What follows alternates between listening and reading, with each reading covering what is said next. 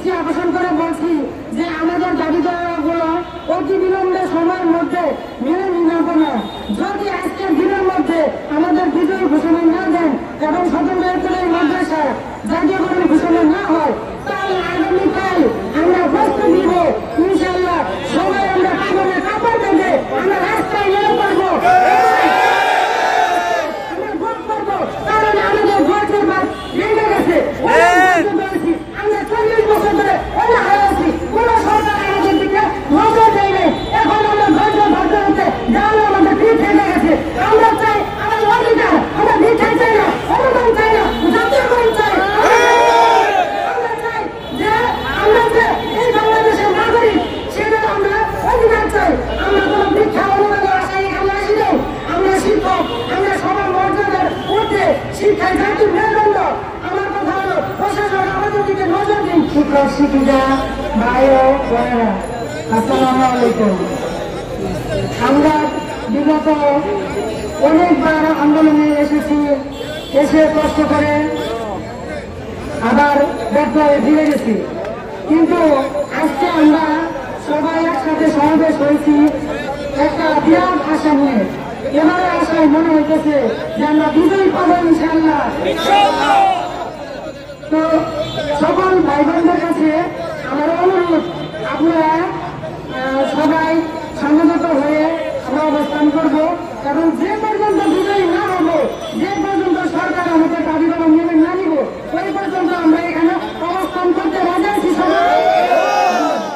এখন যারা এখনো ঘরে বসে আছেন যে বিজয়ী আমরা পাবো, ভাই আপনাদের কাছে আমার এই নিউজটা দয়া করে সবাই ফেসবুক অথবা সাংবাদিক ভাইদের মাধ্যমে পৌঁছাই দিবেন।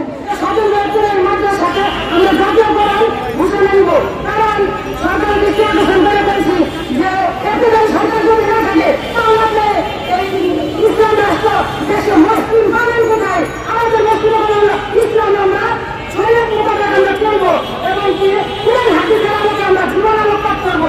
এই আশায় দেখেন আমাদের মতো অনেক শিক্ষিকারা আছে, বাচ্চা বোনেরা আছে, তাদের দিকে তাকিয়ে দেখেন। আমরা শিক্ষিত মানুষ, আমরা মহিলা মানুষ, আমাদের জন্য মাদ্রাসা চাকরি করা আমাদের জন্য নিরাপদ।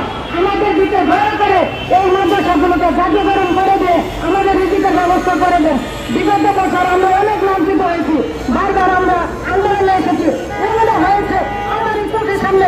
শিক্ষক ভাইদেরকে ছিটাগুলি দেওয়া হয়েছে, গণপারে দেওয়া হয়েছে। এই পশ্চিমবঙ্গের সরকার আমলে আমরা অনেক নির্যাতিত হয়েছি। এই জন্য প্রধান উপদেষ্টা ইউনুস স্যারের কাছে আমার আবেদন, শিক্ষক শিক্ষিকাদের প্রতি নজর দেন। একটুটাই শিক্ষার্থীরা তোমার মধ্যে শিক্ষার্থীরা আপনার আশায় বসে আছে।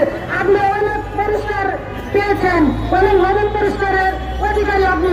আপনি এই স্বতন্ত্র মাদ্রাসা জাতীয় ঘোষণা করে আরেকটা নোবেল বিজয়ী হওয়ার যোগ্য স্থান রাখেন। আমাদের দাবি আদায় করার জন্য আসছি।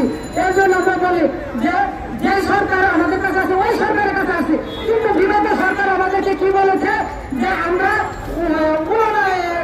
তারপরে আমরা কি করি, বিএনপি করি, জামাত করি, এগুলো বলেছে। কিন্তু এই সরকার যদি আমাদের আরেকটা অভিমত দেয় তাহলে আমরা কোথায় যাবো? আমাদের যাওয়ার জায়গা নেই। আমরা জামাত করি, আমরা বিএনপি করি, আমরা কি করি? এই স্বতন্ত্র মাদ্রাসা পুরো আমরা বিপক্ষে চাই না সরকারে। তারপরে সরকারের কাছ থেকে আমরা বারবার অবহেলা পাইছি, বারবার তো অবহেলা পেয়ে গেছি, আমাদের দল পিছিয়ে গেছে।